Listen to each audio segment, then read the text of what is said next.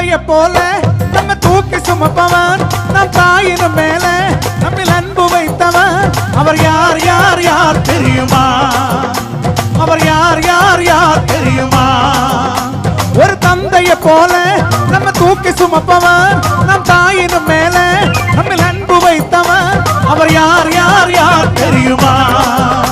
அவர் யார் யார் யார் தெரியுமா?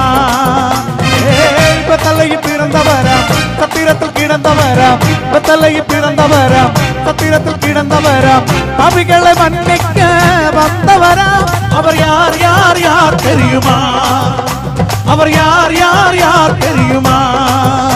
ஒரு தந்தைய போல நம்ம தூக்கி